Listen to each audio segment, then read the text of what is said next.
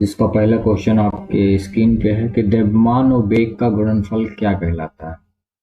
द्रव्यमान और वेग का गुणनफल क्या कहलाता है? क्या कहलाता है? संवेग। क्या कहलाता है? संवेग। आपको पता होगा मोमेंटम एम। आज इसी पे सारे सवाल होंगे, आज इसी पे सारे सवाल कराए जाएंगे। ठीक है, तो आपको पता होगा द्रव्यमान और वेग का जो गुणनफल होता है वो संवेग कहलाता है। यानी ये द्रव्यमान है और ये क्या है? वेग। मास इंटू वेग के गुणनफल को क्या कहा जाता है? संवेग। ठीक है, चलते हैं नेक्स्ट क्वेश्चन की ओर। अगला क्वेश्चन है कि एक वस्तु का द्रव्यमान 85 की किलोग्राम और वेग 60 मीटर पर सेकंड है, तो वस्तु का संवेग याद कीजिए। देखिए, मोमेंटम बराबर क्या होता है? मास इंटू वेग। मास यहाँ पे कितना है? 85 kg, तो ये हो गया आपका 85 इंटू वेग यहाँ पे कितना है? 60, तो ये 60 हो गया। अब आप इसको कैलकुलेट कर लीजिए। 0 0 और 51 kg metre per second. kg metre per second, ये क्या हो गया? Option number B. Option number B. Next question.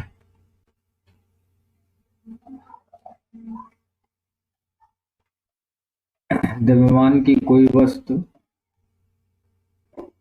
Sorry guys,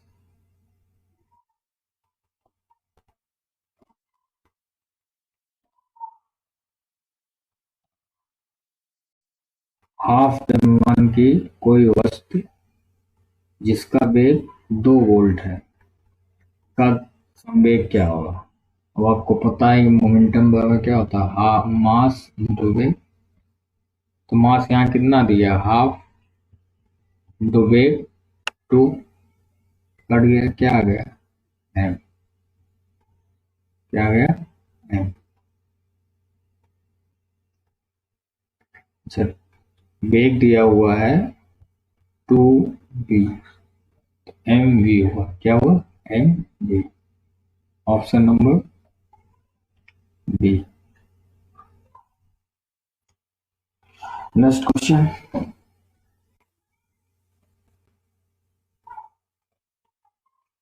संवेग। संवेग। संवेग बराबर क्या होता है? ओ सॉरी गाइस, ये ऑप्शन गलत है। संवेग बराबर होता है द्रव्यमान गुणित वेग। ये जो ऑप्शन दिए हुए हैं गलत ऑप्शन दिए हुए हैं, इसके लिए सॉरी। ये होता है द्रव्यमान, यहाँ पे लिख देता हूँ, द्रव्यमान इंटू वेग। Next question.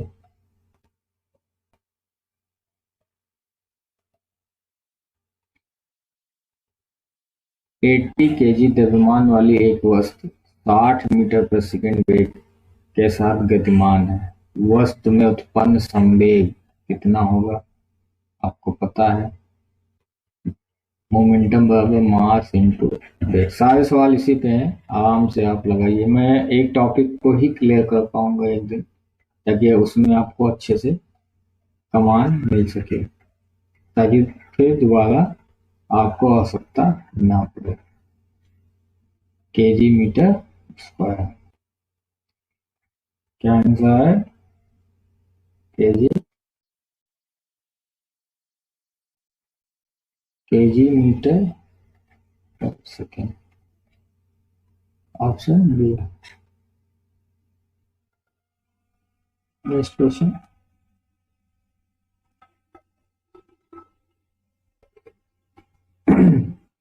एक वस्तु के संवेग की गणना कीजिए जिसका द्रव्यमान 50 किलोग्राम और 6 मीटर प्रति सेकंड के वेग से गतिमान है। सीधे पी बराबर क्या होता है, मास इंटू वेग। मास है 50, वेग है 6, 300 केजी मीटर पर सेकेंड। यानी option B, option B. Next question, इसका आप लोग हमें जवाब दीजिए। बहुत अच्छा क्वेश्चन है, बहुत ही इंपॉर्टेंट क्वेश्चन है कि वेग वेग को दोगुना, यदि दोगुना कर दिया जाए तो आपका वेग v से 2v हो जाए, दोगुना। तब देखिए फार्मूला क्या होता है संवेग का, मास इंटू वेग। अगर ये 2 गुना होगा तो संवेग भी क्या होगा, 2 गुना। यानी जो संवेग संवेग बराबर होता मास इंटू वेग। अगर ये 2 गुना हुआ तो संवेग भी क्या हो जाएगा, 2 गुना। अब देखिए संवेग 2 गुना, ये होगा नहीं, 3 गुना है, ये 4 गुना, ये होगा नहीं, संवेग 2 गुना है। यही ऑप्शन क्या होगा, सही। ठीक है, अब इसमें अब गतिज ऊर्जा देख लेते 4 गुना कैसे होती है। क्योंकि ये जो फार्मूला होता है गतिज ऊर्जा का, काइनेटिक एनर्जी का, वो हाफ एम वी स्क्वायर होता है। मतलब क्या होगा, गतिज ऊर्जा directly proportional to B square. यानी अगर ये यहाँ पे आप 2 रखेंगे तो ये 4 हो जाएगा। तो आप कह सकते हैं गतिज ऊर्जा 4 गुनी हो जाएगी। कितनी गुनी, 4 गुनी, क्योंकि ये डायरेक्टली प्रोपोर्शनल स्क्वायर के होता है और सिंपल 2 ही के होता है। इसलिए संवेग 2 गुना हो जाएगा, गतिज ऊर्जा 4 गुनी। ठीक है, नेक्स्ट क्वेश्चन, निम्नलिखित में से किस समीकरण द्वारा समय की गणना की जाती है। बहुत इंपॉर्टेंट है, समय की गणना द्वारा, सॉरी ये समय नहीं होगा, संवेग होगा। संवेग होगा, संवेग की गणना की जाती है तो द्रव्यमान इंटू वेग, option number D. Next question,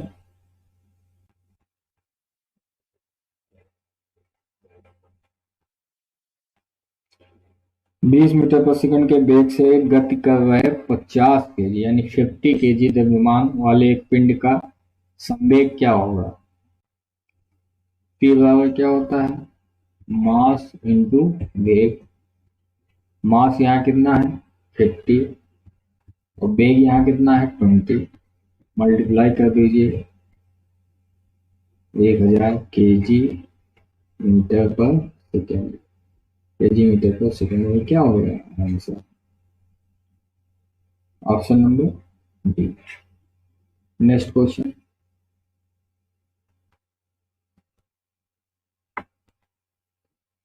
निम्न में से किस में दिशा और परिणाम दोनों होता है। संवेग मार देंगे आप, ये हम आपको बताएंगे। सदिश सदिश इतना आसानी से मैं बता दूंगा कि आप कभी जिंदगी में आपको इसमें दिक्कत नहीं होगी। सदिश और अदिश बताने में कभी भी आपको समस्या नहीं होगा। थोड़ा वेट कर लीजिए, बताऊंगा मैं जल्दी। यदि किसी गतिमान पिंड की चाल 2 गुनी कर दी जाए, अब देखिए यहाँ पे बताने की आवश्यकता नहीं है, गतिमान चाल 2 गुनी कर दी जाए तो उसका संवेग कितना हो जाएगा, बताइए। संवेग 2 गुना हो जाएगा। अभी हमने अगले स्लाइड में आपको बताया था, 4 मतलब बी को अगर आप 2 गुना करेंगे तो संवेग क्या होगा, मास इंटू वेग। अगर ये 2 गुना हुआ तो संवेग भी क्या होगा, 2 गुना होगा। बढ़िए बढ़ेगा तो ये भी तो बढ़ेगा। ये संवेग जो है डायरेक्टली प्रोपोर्शनल है वेग के। अगर वेग बढ़ेगा जितना उतना समय बढ़ेगा, लेकिन जो काइनेटिक एनर्जी है वो डायरेक्टली प्रोपोर्शनल है बी स्क्वायर का। तो अगर वेलोसिटी बढ़ेगी तो ये स्क्वायर में बढ़ेगी काइनेटिक एनर्जी के संदर्भ में, और संवेग के संदर्भ में वो जितनी गुना बढ़ेगा उतनी गुना संवेग बढ़ेगा, लेकिन यहाँ स्क्वायर के टर्म में बढ़ेगी गतिज। बस ठीक है, चलते हैं नेक्स्ट क्वेश्चन की ओर। अगला क्वेश्चन, रेखीय संवेग किसके बराबर होता है? देखिए, जो रेखीय संवेग होता है, रेखीय संवेग वो बराबर ही होता है संवेग के। मतलब आप ये भी कह सकते हैं कि ये P बराबर mv होता है, तो ये भी P बराबर mv होता है, सेम होता है। तो मास इंटू वेग, द्रव्यमान इंटू वेग, ऑप्शन बी। चलते हैं नेक्स्ट क्वेश्चन।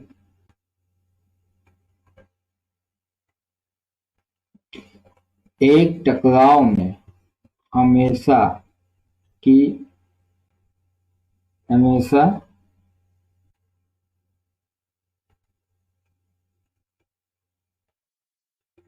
गलत है क्या क्वेश्चन?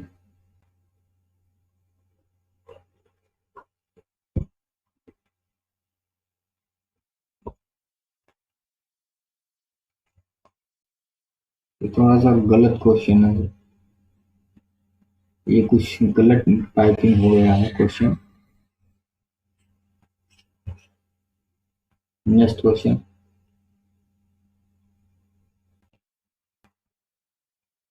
किसी वस्तु का संवेग पर निर्भर करता है। वस्तु का संवेग किस पे निर्भर करता है? वस्तु पे लगे बल पे, वस्तु के द्रव्यमान पे। वस्तु के द्रव्यमान और वेग दोनों पे निर्भर करता है।